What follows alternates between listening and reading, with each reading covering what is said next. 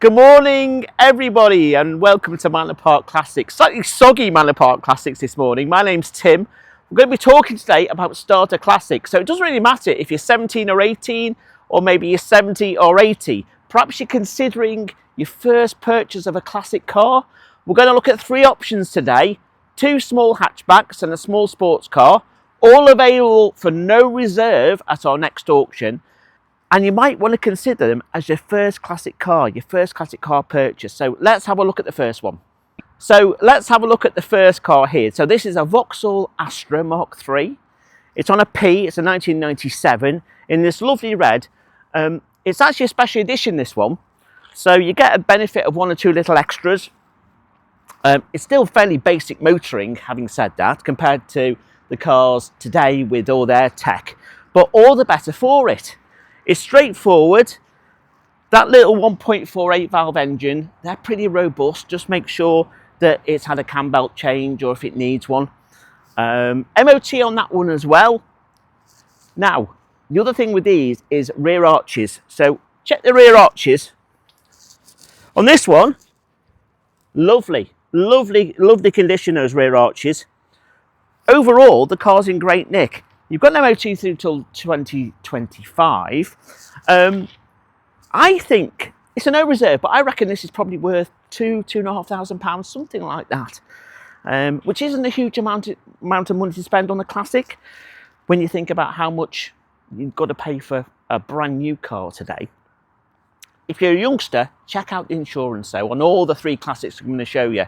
I know that insurance is incredibly expensive these days for you youngsters, but have a think about maybe limiting your mileage on your insurance policy and also having a black box fitted as well, because that might bring the premiums down. So that's the Astra, no reserve. Likewise, the next one I'm going to show you. So here's the second car as a starter classic to consider. Ford Fiesta.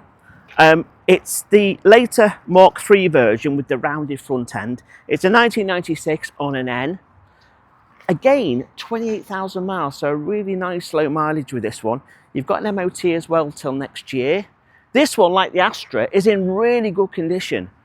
Super condition, actually. Nice metallic mauve colour. This one's running the 1.3 engine, the Endura E engine. So relatively straightforward engineering on that engine. Not a huge amount to go wrong, much like the Astra. Again, watch out for rot with these. Rear arches. This one's in very nice condition. Yep, they're all nice. You've got the benefit of the nice wheel trims as well. Fairly basic inside, a bit like the Astra, but you do get the benefit of a nice sunroof there, factory fitted sunroof. Price wise, no reserve. I reckon again £2,500 maybe for this one that you ought to be looking at paying. So again, very similar to the Astra, low mileage, with history, MOTs, and in decent nick. Another one to consider. So here's the third option for you as a starter classic. What about this? Very nice MGF. Now this is the VVC version, which means it's more powerful than the standard MGF. If you're a youngster, just check the insurance on these because it might be a little bit tasty. But notwithstanding that, this one's a very straight example. You've got the VVC alloys there. It's finished in this lovely, I guess, British Racing green metallic. You've got the black hood. Nice green leather interior here with some wooden inlay. Nice low mileage on this one, under 50,000 miles. You've got an MOT through to next year as well. Again, like the Fiesta and the Astra, it's no reserve.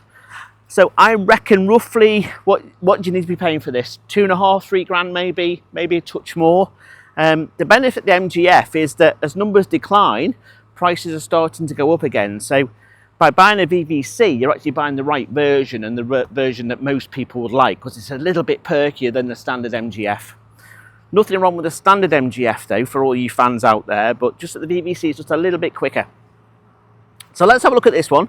One or two little scrapes on it, not too bad overall considering the age. It's on a T-Reg, 1999. Looks like a Cherished Reg potentially, that one, but not sure. And the hood's in good nick as well.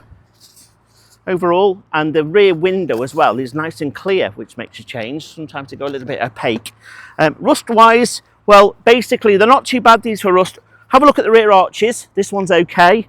Have a look at the front arches. Underneath, the coolant pipes as well tend to rot out, so just make sure that they've been done. Overall though, very tidy example, under 50,000 miles, like I say, no reserve, and as an option, it's a little bit different from the Astra and the Fiesta. The nice thing as well, you can get parts for these as well, so there's lots of specialists out there for MGFs. So definitely something to consider. So hopefully you found that useful. Generally speaking, if you look at a starter classic, just make sure you just tick a couple of boxes. So always, if you're a youngster, check the insurance first, then have a look at the make and the model and do your backgrounds. So have a look at parts availability. Generally speaking, the British classics have got better parts availability than some of the foreign classics. Always remember as well, notwithstanding the fact that the 3 cars I've shown you today are all kind of less than 40 years old. If you go for a classic that's over 40 years old, it will be MOT exempt and tax exempt as well. So that's a little bit more of a saving for you.